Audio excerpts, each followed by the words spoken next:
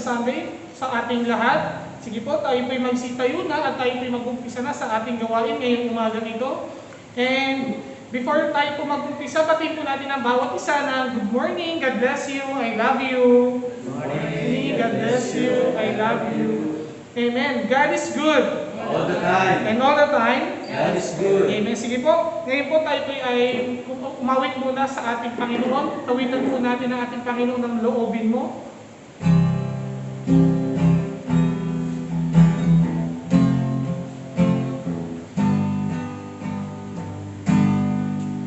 Ang puso ko'y dumudulog sa'yo. Nagpapakumbaba at nagsusumamo. Maging dapatin mo. Ikaw ay mamasdan, makarinig ka at sa'yo ay bumisan. Ang puso ko'y dumudulog sa'yo. Nagpapakumbaba at nagsusumamo. Maging dapatin mo. Ikaw ay mamasdan, makarinig ka at sa'yo ay bumisan. Loobin mo ang buhay ko'y maging banal mong tahanan. Luklukan ng iyong wagas na pagsinta. Daluyan ng walang hanggang mga pagurit pagsamba. Maghari ka, O Diyos, ngayon at kailanman. Maghari ka, O Diyos. Maghari ka, O Diyos, ngayon at kailanman. Yes, Lord, hallelujah. This time naman po, ngayon po ay tayo po ay dumako sa ating repentance prayer. Patuloy po nating isuko ang ating sarili sa ating Panginoon. Ano man po yung mga kasalanan ating nagawa, ito man po ay hayag o hindi, patuloy pa rin po natin ito hingi ng tawad sa Panginoon. And through this morning, hingin po natin ang kalinisan ng Diyos sa ating buhay, yung kapatawaran na ibibigay ng Panginoon sa atin upang sa oras na ito, matanggap po natin ang kabanalan at kaluwalhatian ng Diyos sa ating gawain ngayong umagang ito. Sige po, tayo po ay manalangin. Let's call the name of Jesus Christ 3 times. Begin. Jesus! Jesus! Jesus! Oh, hallelujah, hallelujah. Panginoon namin Diyos, patuloy kaming lumalapit sa iyo. Patuloy kaming humihingi, Ama, ng kalinisan at kapatawaran sa aming buhay, Panginoon. Lord, hinihingi po namin ang tawad, yung mga kasalanan aming nagawa sa buong isang linggong ito. Ito man po ay hayag o hindi, Panginoon. Lord, we are asking for the moving of your Holy Spirit in our life na kung saan ang iyong blood ay patuloy na mag-share sa aming buhay at magdadala ng kalinisan sa aming physical at spiritual na pamumuhay, Panginoon. And Lord, we want to draw near in you sa pamamagitan po ng gawain na ito, Ama. At hayaan po, Panginoon, na maramdaman namin ang pagkilos mo, ang iyong presensya mo sa aming buhay, Panginoon. Marami pong salamat sa oras na ito, Ama, sa kapatawaran at kalinisan ng ipagkakaloob mo sa amin. Maraming salamat po, Panginoon, sa iyo po ang lahat ng papuri at pagsamba sa tanging pangalan mo, Jesus. Amen. Amen. So ngayon po tayo man po ay dumako sa ating Apostles' Creed. At sabay-sabay po nating bigkasin ang ating Apostles' Creed. I believe in God, begin. I believe in God, the Father Almighty, maker of heaven and earth, and in Jesus Christ, His only Son, our Lord, who was conceived by the Holy Spirit, born of the Virgin Mary, suffered under Pontius Pilate, was crucified, died, and was buried. He descended into hell. On the third day, He rose again from the dead. He ascended into heaven and seated at the right hand of God the Father Almighty. From there shall come to judge the living and the dead. I believe in the Holy Spirit, the holy universal church, the communion of saints, the forgiveness of sins, the resurrection of the body, and the life everlasting. Amen. Palakpakan po natin ang ating Panginoon. At ngayon po, tinatawagan ko na po si Minister Brian para po sa ating praise and worship.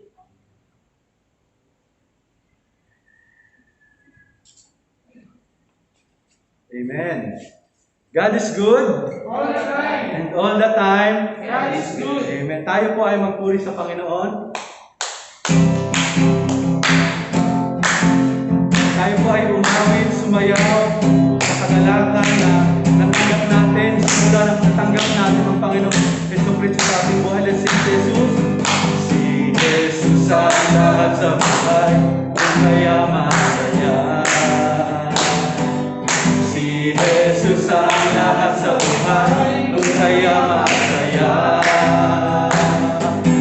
Problema ay dumarating, pinu'y kanyang lulutasin. Si Jesus ang lahat sa buhay, kung kaya masaya. Ito pa po, si Jesus. Si Jesus ang lahat sa buhay, kung kaya masaya. Si Jesus ang lahat sa buhay, kung kaya masaya. Problema ay lumarating, pinu'y kanyang lulutasin.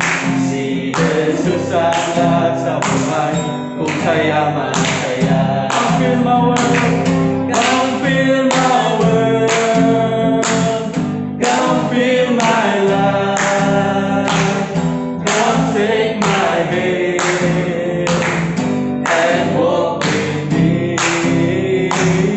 Come fill my world, come fill my life, come take my hand and walk with me. For the last time, si Jesus. Si Jesus ang lahat sa buhay, kung kaya masaya. Si Jesus ang lahat sa buhay, kung kaya masaya. Problema ay dumarating, ito'y kanyang lulutasin. Si Jesus ang lahat sa buhay, kung kaya masaya. Come fill my world, come fill my world, come fill my life, come take my hand and walk with me. Come fill my world, come fill my life, come take my hand and walk with me. Let it be your worship. Come fill my world, come fill my life, come take my hand and walk with me. Hallelujah. Palakpakan ko natin ang Panginoon. Yes, Lord, patuloy na loobin, Panginoon, ang aming buhay. Fill us today, Panginoon. So that, Panginoon, kami po ay makapagpuri, makapagsamba sa iyo, Panginoon. Let us worship you, Panginoon, in spirit and in truth, Lord God. Hallelujah, Lord. Sa oras na ito, patuloy kami sumasamba, Panginoon. Dahil sa kabutihan mo, Panginoon Jesucristo, dahil ikaw ay naghari sa aming buhay, Panginoon. Hallelujah. Magising sa umaga, naaalala ka, nasasabing ang puso ko na makapiling ka. Umawit, sumasamba, sumasaya sa'yo, naghihintay ng pangungusap mo. Pagising sa umaga, naaalala ka, nasasabi ang puso ko na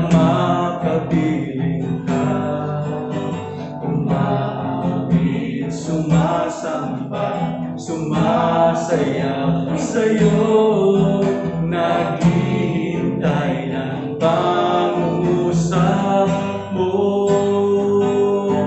Ayaw kong magkulang ng kapangyarihan mo. Ayaw kong magkulang ng kabanalan mo. Jesus, dakila ka, tanging sandigan ko. Lakas ko ay nanggagaling sa'yo. Isa pa, magising sa umaga. Magising sa umaga, aalala ka. Nasasapit ang puso ko na makapiling, umaawit, sumasamba, sumasayaw sa'yo, naghihintay ng pangungusap mo. Ayaw kong magkulang ng kapangyarihan mo. Ayaw kong magkulang ng kabanalan mo. Jesus, dakila ka, tanging sandigan ko. Lakas ko ay nanggagaling sa'yo. For the last time, ayaw ko magkulang ng kapangyarihan. Ayaw ko magkulang ng kabanalan mo.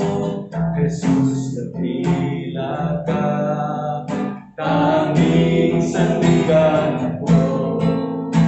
Lakas ko ay nanggagaling sa'yo. Jesus, dakila ka. Jesus, dakila ka, tanging sandigan ko.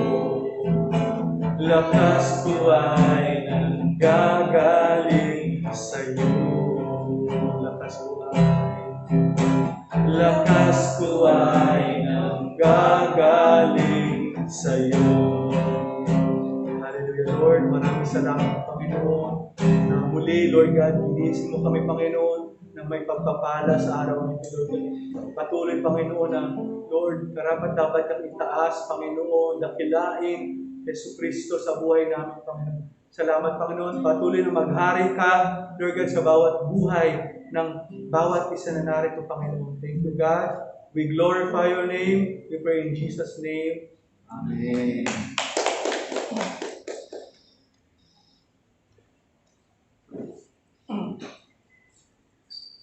Amen. Patuloy po natin purihin at sambahin ang ating Panginoon. At ngayon naman po, para po sa ating representative prayer, tinatawag po si Pastor Ronnie.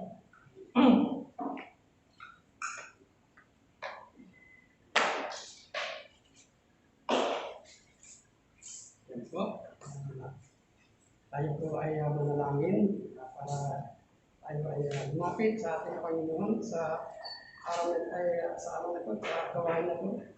Hindi tayo ng gabay at tulong sa ating Panginoon. Ito tayo manalangin.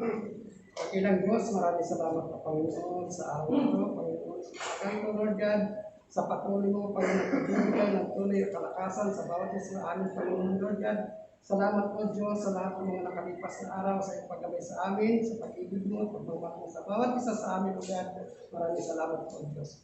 Sa umaga ito, Father God, tinatas namin ang gawain nito, Lord God, sa lahat, Panginoon God, na narito ngayon, sa kongregasyon na ito, Panginoon. Lord God, ikaw ang manguna sa gawain nito, Panginoon God, at patuloy ka, Lord God, gumabay at magturo sa bawat isa sa amin, O God. Lord God, yung church na ito, Panginoon God, patuloy mo na bakuran ang iba na nagubo, Panginoon God, lahat po, Panginoon, namin dito ngayon, ay yung mga anak, Lord God, banutin mo na iba na nagubo, Panginoon God, at puspusin mo, Lord, ng iba ng Espiritu, Lord God, ang bawat isa, Panginoon, na rito ngayon, naman, Lord God, sino man ang gagamitin mo, Lord God, hindi na magsasalita, at gagamitin mo, magpapahayag na iyong mga salita, Father God, patuloy mo na i-anoint, Father God, ang gagamitin mo sa mga ito, Lord God, na sa gawain nito, Panginoon God, ikaw, Lord, ang manguna sa kanyang Father God, Lord, sa kanyang pagtayo, Panginoon, ikaw na ang makita, ikaw na ang marinig, Father God, sa gawain nito, Lord God, at ikaw rin mapapurihan, Panginoon God. Lord God, maraming salamat po, Father God, patuloy mo na ingatan, gabayan ang lahat ng mga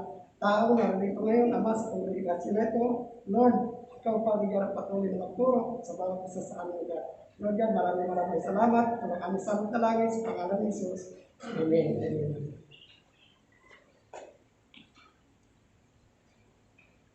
Amen. So ngayon po tayo po ay dadako na sa pakikinig ng salita ng Diyos. Ihanda na po natin ang ating puso, ang ating isipan, maging ang ating sarili. And also, kung meron po tayong Bible, ilabas po natin ito, pati rin po ang ating notebook and pens para po sa ating take down notes. At ngayon po, para po sa maghahayag ng salita ng Diyos, tinatawagan ko po ang lingkod ng Panginoon mula sa Butong Palay Church, Minister Jomar.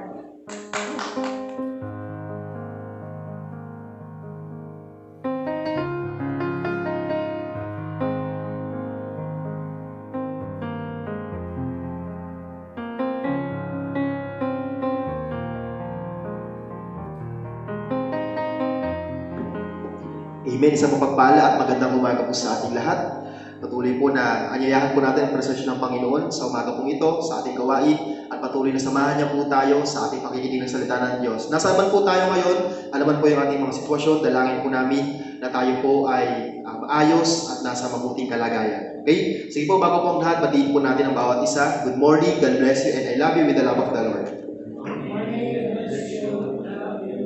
Kung meron po tayong mga Bible, buksan po natin ang ating Biblia sa Aklat ng Obadiah, chapter 1, and we will read from verse 1 hanggang verse 4. Obadiah chapter 1, verse 1 hanggang verse 4. Ang pamagat po ng ating pong tatalakayin ngayon ay, do not let your pride deceive you. Okay? Do not let your pride deceive you. Bago po natin basahin yung teksto natin ngayong umaga, at sa tatalakayin po natin yung patungkol po sa destruction of Edom, tayo po mga mananampalataya ng Diyos ay ipinanganak na makasalanan. Amen po ba?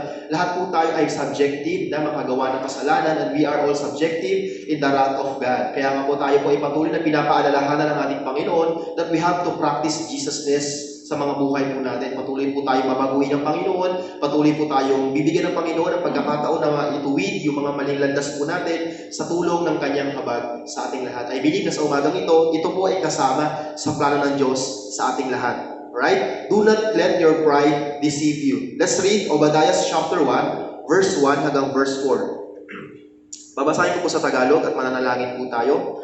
Ang aklat na ito ay naglalaman ng pangitaing ibinigay ng Panginoong Yahweh kay Propeta Obadiah tungkol sa Edom. Sinabi ni Yahweh sa Edom, gagawin kitang pinakamahinang bansa at kamumuhian ka ng lahat ng mga tao. Nilinlang ka ng iyong kayabangan, dahil ang kapitolyo mo ay nakatayo sa batong buhay, dahil ang tahanan mo ay nasa mataas na kabundukan.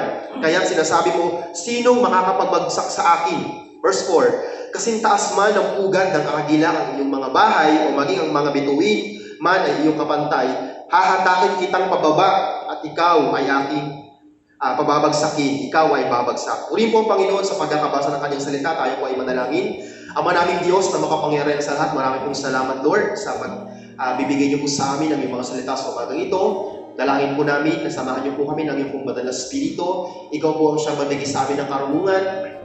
At patuloy, Lord God, ang kaunawaan, Lord God, ay magmula lamang sa iyo upang patuloy po namin, Lord God, na magamit ang mga salitang ito na patuloy ng papalago ng aming pananampalataya at magpapatibay, Lord God, ng aming pakikipagrelasyon sa iyo. I-bless niyo po ang lahat ng mga kaisa po namin ngayon sa aming Sunday Worship Service online. Nasaan man po kami, Lord, gabayan niyo po kami at bawat sulok ng tahanan namin, Panginoon, ay punuin po ninyo ng pag-ibig. Maraming salamat, Lord God. Ikaw ang siyang aming maging guro at tagapanguna sa umagang ito. Ito po, Panginoon, ang aming dalangin sa pangalan ni Jesus. Amen. Okay, so, the book of Obadiah, okay, ay meron po itong tema na kung saan ito ay nakapatungkol sa destruction of Edom. The book of Obadiah is the shortest book in the Old Testament. At ang tema ng aklat na ito ay patungkol sa pagkawasak ng Edom. So, tingnan po natin, ano po ba yung bansang Edom? Kaya saan po ito nagmula? Sino po ang descendants po nito? Kaya kung Israel po ay descendants ni Jacob, ang Edom naman po ay descendants ng kapatid ni Jacob na si Esau. Okay, na kung saan, kung titignan po natin sa mapa, ang bansang Edom o yung Kingdom of Edom ay napakalaking bansa. Okay? Titignan po natin sa mapa ng ancient time, okay, kung ikukumpara po natin na sobrang laki at sobrang lawak ng lupain po ng Edom. Pero kung nabasa po natin kanina na meron pong mensahe ang Diyos sa kanila, yun ay ang mababagsakin po sila dahil sa kanilang kapalaluan. Okay? Sa verse 3 sinabi po doon, sapagkat sila ay nilinlang ng kanilang kayabangan. Okay? Dahil daw ang kapitolyo nila ay nakapayo sa batong buhay. Dahil ang tahanan nila ay nasa mataas na kabundukan. Kaya't sinasabi nila, sino makakapabagsak sa akin? Ito pong bagay po na ito ay hindi lingid sa kaalaman ng ating Panginoon. Kaya siya ay nagbigay ng mensahe sa pamamagitan po ni Propeta Obadias. Pero bago po yun, let me share this story to you. Yung history po ng kung bakit po before mangyari itong bagay po na ito. So meron pong hari or pinakahuling hari ang bansang Judah during that time, 590 before Christ era. Siya po si King Zedekiah. Okay, si King Zedekiah po ay ang pinakahuling hari ng Judah. Pamabasa po natin ang kanyang story sa 2 Chronicles chapter 36 verse 11 to 14. Nakalagay po doon, to make the story short, si King Zedekiah po ay hindi po siya lumakad ng matuwid sa mata ng Panginoon. Kaya po, alam naman po natin yung mga nangyayari kapag ikaw yung tipo ng hari na na-appoint doon sa bansa na yun at ikaw ay hindi sumunod sa kalooban ng Panginoon, paparusahan ng Diyos, hindi lang ikaw, kundi kasama din yung mga bansa. Okay? Kasama din po yung bansa na pinapangunahan mo. Okay? Si Prophet Jeremiah po ay pumunta kay King Zedekiah upang magbigay po ng warning. Sinabi po ni Prophet Jeremiah sa kanya, okay, yung mga tao ng South Israel o ng Judah ay tulungan mo makapanumbalik sa Panginoon. Pero ano po yung naging sagot ni King Zedekiah? Si King Zedekiah po ay nirefuse po itong bagay po na ito. Kaya po nung nirefuse ni King Zedekiah, ito pong bagay po na ito, ang bansang Israel ay napasakamay, kaya ang bansang Judah ay napasakamay ng bansang Babylon sa pangunguna po ni King Nebuchadnezzar. Nagkaroon ng exile at nagkaroon po ng karumal-dumal na pangyayari sa bansa po ng Judah. At itong bagay po na ito ay nabalitaan po ng bansang Edom. Nung nabalitaan po ng bansang Edom yung bagay po na to, instead na sila po ay maawa sa bansang Judah, sila po ay natawa pa. Or sila po ay, ang ginawa po nila, ininsulto pa po nila yung Diyos ng Israel at yung Diyos ng mga tao po na ito, kay ng bansang Judah. Sinabi nila doon, akala ko ba na yung Diyos ninyo ay yung Diyos na buhay? Akala ko ba yung Diyos ninyo ay yung Diyos na lumikha ng lahat? Okay, ng lahat ng mga bagay dito sa lupa. Nasaan na yung Diyos nyo ngayon? Bakit hindi niya kayo tinutulungan? Okay, sabi nga po natin kanina, itong bagay na ito ay hindi lingid sa kaalaman ng Panginoon. Kaya siya ay nagpadala ng isang propeta para bigyan ng warning itong pong hari kay ng Edom. Okay? Hindi po na-mention, pero pinuntahan po siya ni Prophet Obadiah. Sabi ni Prophet Obadiah, okay Lord, pumunta po ako doon sa bansang Edom at ako ay magbibigay ng salita na sinasabi po ninyo. Okay? Pinumpronta po ni Prophet Obadiah ang leader ng Edom. Sabi ni Prophet Obadiah, alam ng Diyos yung mga ginagawa ninyo, alam ng Diyos yung kapalaluan ninyo, kaya dapat kayong magsisi sapagkat insulto nyo ang Diyos. Pero itong bagay na ito ay hindi po tinanggap ng bansang Edom. Okay? Instead na sila po ay mag-repent sa kanilang kasalanan, sila pa po ay ininsulto pa po nila ang Diyos ng Israel. Pinakita pa po nila yung kanilang pong kayabangan, kaya nagalit ang Diyos sa kanila. Ibinigay ni Prophet Obadiah itong salita na ito na galing sa Diyos. Sabi po niya doon sa verse 3, again, basahin po natin, nilinlang ka ng iyong kayabangan dahil sa kapitolyo mo'y nakapayo sa batong buhay, dahil ang tahanan mo'y nasa mataas na kabundukan, kaya sinasabi mo, sino makakapabagsak sa akin? Okay? Kung babalikan po natin, yung bansang Edom, Kingdom of Edom was well fortified, okay? Was wealthy, was powerful, and their people are wise. Diba? Sinabi sa verse 4 ng Obadiah chapter 1 na ang mga tao sa Edom, ay yung bansang Edom po, ay napakatibay na syudad, napakatibay na bansa. Sila rin po ay mayaman, sinabi sa verse 5 hanggang verse 6, diba? Marami silang mga ari-arian. Sinabi din po sa verse 8 na ang bansang Edom po ay makapangyarihan. At sa verse 18 po, sinabi po doon na ang lahat ng mga tao sa kanila ay mga marunong at hindi lang yan, sila din po ay matatalino. Diba kung iisipin po natin, kung tayong lahat ng mga mananampalataya, o kahit normal lang tao, hindi mo po sumasampalataya sa Diyos, kapag meron ka ng mga karakteristik po na ito, diba, siguro hindi na po tayo aasa sa Diyos. Diba kasi nasa atin na ang lahat. Meron na po tayo mga bagay na ganito. Meron na po tayong kayamanan, meron na po tayong kapangyarihan, matibay na po ang ating mga buhay, tayo po ay marunong na, matalino na. Lahat ng tao sa mundo ay meron ng karakteristik kay nito o yung mga bagay na ito. Sa tingin po ba natin meron pang lalapit sa Diyos? Diba? Kaya nga po minsan may question po sa atin, bakit kaya ang Diyos ay hindi na lang niya gawing mayaman ang lahat ng tao? Diba kapag ka mayaman na ang lahat ng tao, sino na pong lalapit sa Diyos? Amen po ba? Ang gusto po ng Diyos sa atin, bilang mga mananampalataya, ay tayo po ay magkaroon ng puso mapagkumbaba. Okay? Maging humble po tayo. Magkaroon po tayo ng humility. Hindi po dapat tayo maging boastful, hindi po dapat po tayo maging haughty. Sapagkat kapag tayo po ay meron ng mga bagay po na yun, ito po ay hindi magugustuhan ng ating Panginoon. Kung babalikan po natin yung story po ng Kingdom of Edom, sila po ay naparusahan ng Diyos. Kung mabasahin po natin yung mga further verses dito po sa Obadiah chapter 1. Ang bansang Edom po ay napasakamay din ng ibang bansa at sila po ay bumagsak. Okay? Sila po ay naparusahan ng Diyos. Naparusahan po sila ng Diyos sa dalawang bagay. There are two reasons why did God punish the kingdom of Edom. Number one reason, sabi po dyan, because they were deceived by their pride. Okay? Sila po ay nalinlang ng kanilang pong kayabangan, ng kanilang kapalaluan. Okay? Alam niyo po ba, brothers and sisters, sabi nga po natin kanina, nung tayo po ay ipinanganak dito sa mundo, makasalanan na po tayo. Di ba meron din po tinatawag po, nagawa po ng mga Katolik, yung 7 deadly sin. Lahat po tayo ay meron po nun. Okay, wala po sa ating excuse din sa bagay po na yun. Ano po ba yung 7 deadly sin, brothers and sisters? Diba? Merong lust, gluttony, greed. Okay? Minsan tayo po ay tamad, sloth. Okay, yung ating anger or galit or wrath. Meron din po tayo pagkaingit or envy. Minsan envious po tayo. And last but not least, we have our own pride. Diba? Siguro po ikaw pag inasal ka ng tao hindi mo makilala or ininsulto ka ng tao hindi mo makilala, ano yung mararamdaman mo? Ikaw po ba ay matutuwa sa kanya? Hindi po, di ba?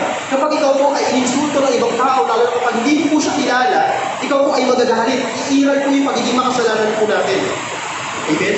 Pero po, bilang Christian, therefore, if anyone is in Christ, he is a new creation. The old has gone, and the new has come.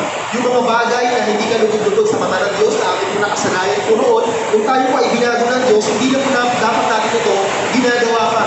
Of course, tayo po lahat ay gigising sa isang araw, sa isang umaga, makasalanan pa rin po tayo, pero iba na po yung kasalanan na sinasadya sa kasalanan na hindi po natin sinasadya. Amen? Bilang mga mananampalataya ng ating Panginoon, magkaroon po tayo ng puso na humble before God. Amen? Kasi kapag meron po tayo mapagkumbabang puso sa ating Panginoon, matututo po tayo mag-submit sa Kanya. Hindi po tayo aabot sa punto na iinsultuhin po natin siya. Alam niyo po ba na isa sa mga kasalanan na hindi tayo kapawarin ng Diyos sa mga tao ay yung pag-insulto sa Diyos. Diba? Merong blasphemy, meron din pagmamak, diba? Yung mga bagay po na yan, kapag yan ay ginawa po natin, diba? Alam po natin na isa sa 10 utos ng Diyos, do not misuse the name of the Lord doon sa mga bagay na hindi naman mahalaga. Pagkat kapag ginagamit po natin yung salita yung pangalan ng Diyos sa mga bagay na hindi po mahalaga, tayo po ay nagkakasala na. At remember, kasama po yan sa pinakamahalagang utos ng ating Diyos sa atin. Pangatlo po yan, do not misuse the name of the Lord. Ay sa mga bagay na hindi po mahalaga. Kaya brothers and sisters, sa umaga dito, naway matutunan po natin na tayo po ay maging magkumbaba sa harapan ng Diyos at sa harap ng ating mga kapwa. Siguro pag nagkaroon kayo ng kaibigan na mapagmataas, diba, lalayuan niyo siya. Gusto po ba natin yun kapag tayo na po yung meron na po kayamanan, hindi naman po sinasabi na masama maging mayaman. Kapag meron na po tayong mga bagay na ganito, na kung saan wealthy na po tayo, wise na po tayo, well-fortified na po tayo, okay, powerful na po tayo, dapat ito yung mga bagay na hindi magiging rason para tayo po ay malayo sa ating Panginoon. Amen po ba? Lahat po tayo ay ipinanganak na makasalanan. But, by the blood of our Lord Jesus Christ, lahat po tayo ay na-justify.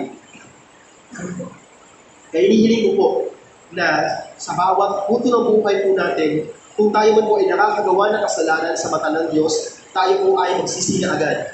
Huwag na po natin na tayo po hintayin na magkasala po tayo sa mga bagay na nagagawa po natin. Diba sabi nga po natin kanina, we have all these 7 deadly sin. Diba? Sino ba sa atin dito ang hindi nagagalit? Okay lang po magalit.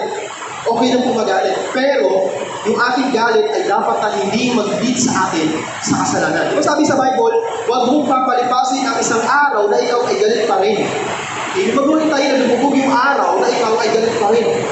Ibig pag okay lang po, di ba, mainit. Sino po dito ang hindi nagsasana all? Pero pag nakita mo yung kaibigan mo na meron ako siyang mga ganitong bagay, di ba, sinasabi mo, sana all. Diba? That's the sign that we are envious. Okay? Hindi sa nakakaranas din po tayo ng inggit.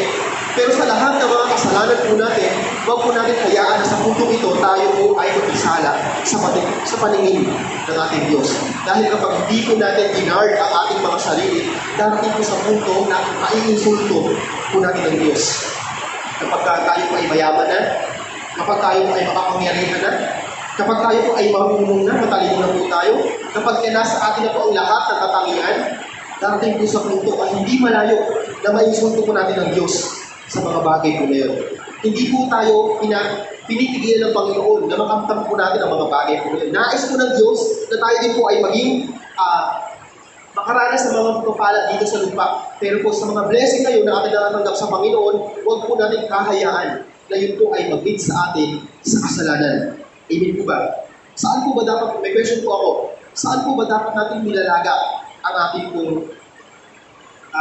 pananampalataya? Because that's the number 2 reason kung bakit nagalit ang Diyos sa mga Edomites. Because they place their faith in the wrong object.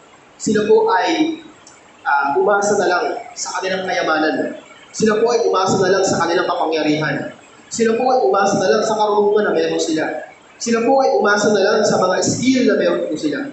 Brothers and sisters, okay, nais po ng Diyos sa umagang ito na though makamtan man po natin ang lahat ng bagay na ito pa rin po ay dapat na isurrender natin sa Panginoon para itong bagay na ito ay hindi na mag-lead sa atin sa pagkakasala. Lahat po tayo ay pinanganak na makasalanan. Pero ang mga na-justify ng dugo ng ating Panginoong Jesucristo, dapat matuto po tayong palikuran ang ating mga kasalanan. Di ba po lahat po tayo nag-repent pa sa Panginoon? Tumanggap na po tayo sa Kanya. Binabago na po tayo ng Panginoon. We are on the process of sanctification na kung saan nais ng Diyos na tayo ay maging dalisay sa Kanya. We have to surrender our lives to Jesus. We have to be humble in the sight of God. Hindi po tayo maging notorious Christian na tayo po ay okay na lang sa atin ang magkasala. No, hindi po dapat ganun, brothers and sisters. Ayaw po ng Diyos na siya po ay iniinsulto. Alam niyo po ba, nag-research po ako ng mga pangyayari na gagamitin po example po ngayon, na itong po mga tao na ito ay nakamtan po nila ang kasikatan, nakamtan po nila ang kayamanan, nakamtan po nila ang maging marunong, maging sikat, maging tanyag. Pero po, ano po ang nangyari sa kanila? Sila po ay pinarusahan ng Diyos. Ang Diyos po mismo ang gumawa ng paraan para po sila ay ma-fall down. Sa punto pa nga po yun, sila po ay namatay. Marami po pong nadamay. Number 1 example po natin. Sino po dito ang nakakakilala kay John Lennon? John Lennon, yung kumanta po ng Imagine. Diba? Imagine there's no heaven. O yung kumanta ng Hey Jude na kanta. Diba? Naging sikat po yun during 80s, I think, or 90s. Pero po, alam niyo po ba yung nangyari kay John Lennon? Si John Lennon po ay siya po ay isa sa mga founder or vocalist ng bandang Beatles. Pero po one time sa interview, meron po nag-interview sa kanya at ito po yung bagay na nasabi niya. Today, we are more than famous than Him. Sino po tinutukoy niya? Jesus. Sabi niya, ngayong araw na ito kami ay mas sikat pa si Jesus ninyo. Alam niyo po yung nangyari, 1996 po yun. Alam niyo po yung nangyari pagkatapos po nun. Ilang araw ang nakalipas, yung isa sa mga fans niya, binaril po siya sa ulo ng 6 na beses. At naging sanhi ng pagkamatay po niya.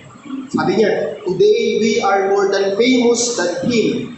Pagkalipas sa mga ilang araw, siya po ay namatay sa kamay ng kanyang fans. Binaril po siya at naging sanhi ng kanyang pagkamatay. Pangalawang example, sino po dito ang nakakilala kay Marilyn Monroe? Si Marilyn Monroe po that time ay napakasikat. Okay? Pero siya po ay pinuntahan ng isang pastor. Do you know Billy Graham? Si Billy Graham po ay nagpunta sa kanilang bahay. Okay? At siya po ay nagkaroon ng small talk conversation. At sabi ni Billy Graham sa kanya, alam mo, nag-usap sa akin ng Diyos na kailangan mo siya. Sabi ni Billy Graham sa kanya, ni Pastor Billy Graham sa kanya, you need Jesus. Okay? Alam po natin si Marilyn Monroe that time, sobrang sikat na. Marami na po siyang pera. Pero alam niyo po, sinabi ni Marilyn Monroe, I don't need your Jesus. Sabi niya po kay Pastor Billy Graham. Mga ilang araw po ang nakalipas, siya po ay natagpuang patay sa loob po ng kanyang pong apartment, sa loob po ng kanyang tinitirahan. Ano po ang sanhi? Ano po ang naging sanhi ng kanyang pagkamatay? Depression. Okay? Di ba? Ang saya-saya na niya, nasa kanya na ang kayamanan, kasikatan, pero hindi niya po dininig ng Diyos sa kanya. Meron pa rin kulang. At yung pagkukulang na yun, yung naging sanhi kung bakit niya tinapos yung kanyang buhay. Siya po ay nag-suicide pagka siya po ay sobrang na-depress. Okay? And last example po natin. Sino po dito ang nakakakilala kay Thomas Andrews? Thomas Andrews. Okay. O sino na lang po dito ang nakakaalam ng Titanic? Okay. Ang Titanic po ay ginawa siya po si Thomas Andrews po yung engineer ng Titanic. Alam naman po natin yung nangyari sa Titanic po, di ba?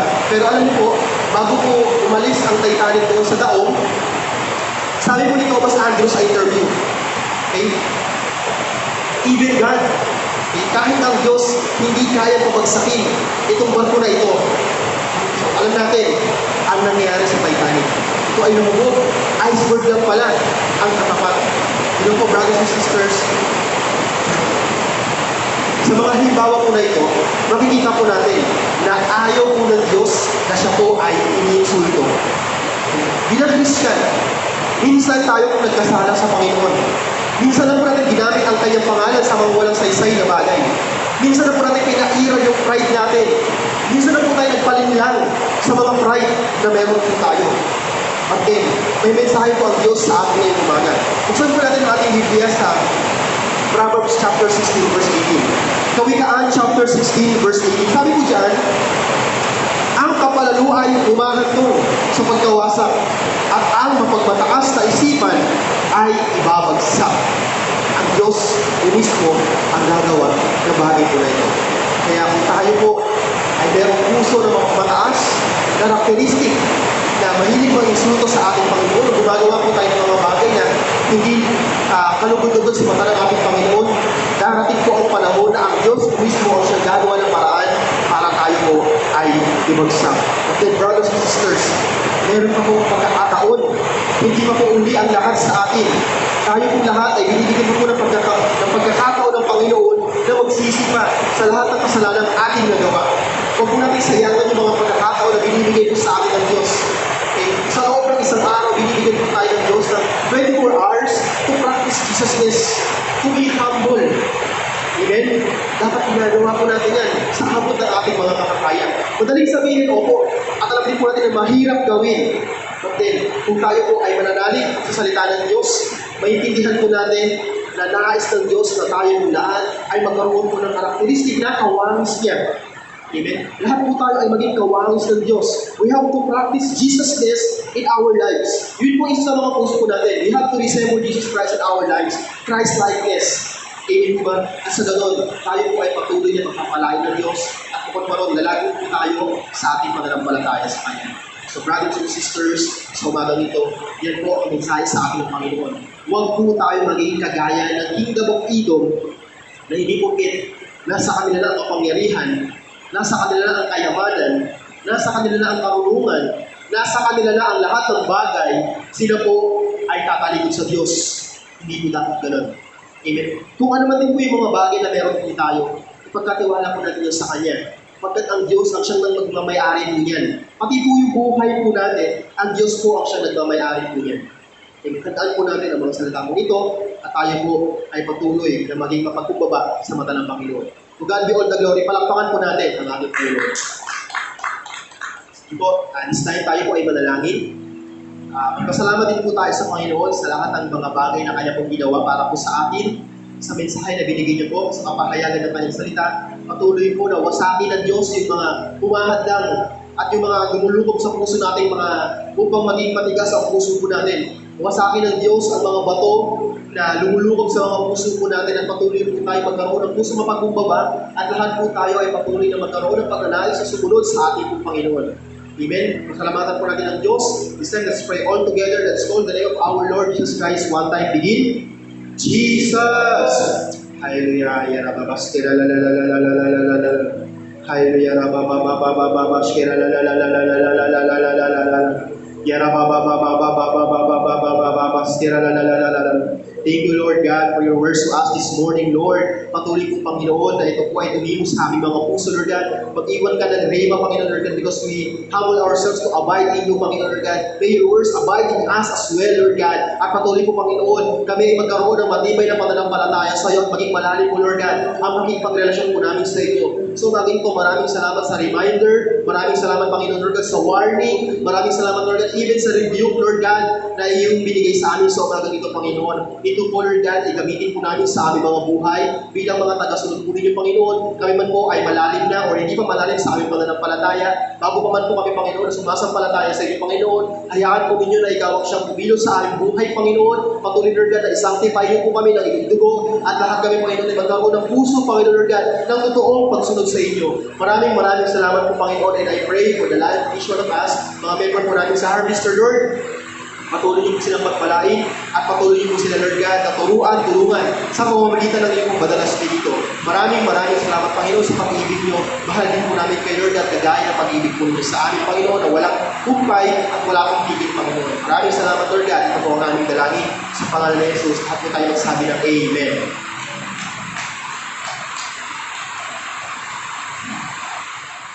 Maraming salamat po, Minister Jomar, sa salita ng Diyos na sinare mo sa buhay ng bawat isa. So ngayon naman po tayo po ay dadako sa ating offering prayer. Tinatawagan ko po si Pastor Jerry. Sige po, tayo po ay dadako sa ating pagbibigay. Tayo po ay mananalangin. Nakilang Diyos, maraming po salamat, Panginoon, God, sa pribilegyo na kami po ay makapagbigay para sa iyong gawain.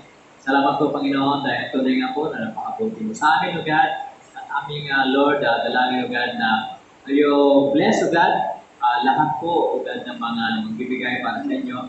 At yung mga hindi rin makapagbigay, Panginoon, Lord, dahil sa sitwasyon na nahihirapan, Panginoon, walang pagkakakitaan, Ikaw po, O God, ang magbigay sa kanila, O God, ng pagkakakitaan o sa susunod, Panginoon, sila man po, Lord, ay makapagbigay para sa inyo. Maraming salamat, O God, hallelujah. Ikaw po ang source, ikaw po ang pinagagalingan ng lahat ng bagay. Kaya marapat lamang na ipagkakaloob namin, O God, ang dapat para sa inyo. Ito po ang aming samot dalangin sa tanging pangalan ni Jesus. Amen. Awitin po natin yung awitin give thanks.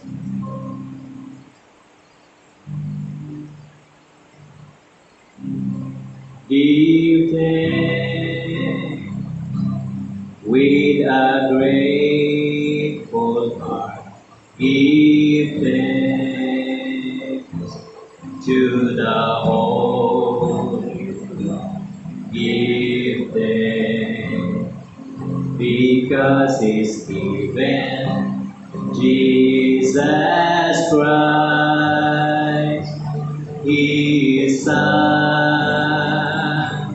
Give thanks with a grateful heart. Give thanks to the Holy One. Give thanks because He's given Jesus Christ, His Son. And now let the weak say, I am strong. Let the poor say, I am rich, because of what the Lord has done for us. Give thanks.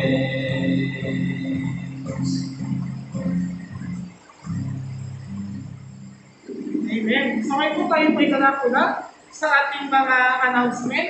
So ang ating announcement po for this month at sa mga susunod na buwan pa po, especially continuing pray sa ating 3 churches na mag-celebrate na kanilang mga anniversary, especially Butong Palay, Magandang Church and Central Church, they will celebrate their anniversary sa taon na ito. Ipag-pray po natin, especially ang preparation po ng bawat church.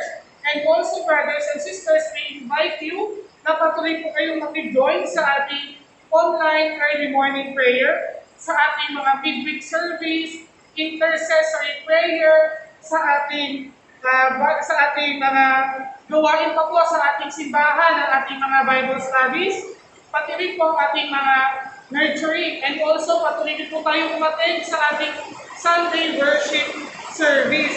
And also po, patuloy po natin ipanalangin yung mga nakaschedule sa ating 100 days prayer and fasting relay.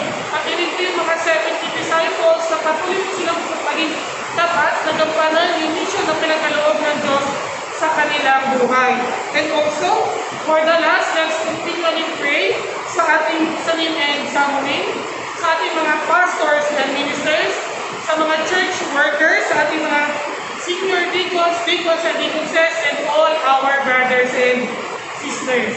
Amen po. Sige po, this time, tayo po'y magsitayo na for our Lord's Prayer and Benediction.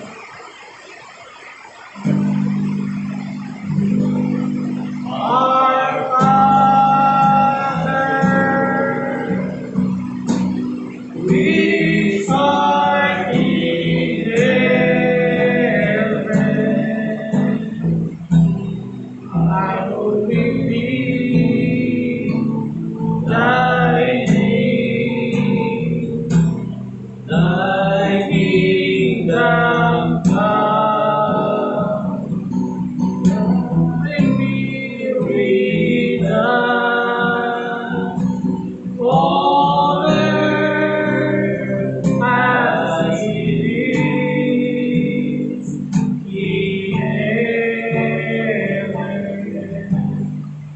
Give us this day our daily bread, and forgive us our debts as we forgive our debtors. And lead us not into temptation, but deliver us from evil. For thine is the kingdom, and the power, and the glory forever.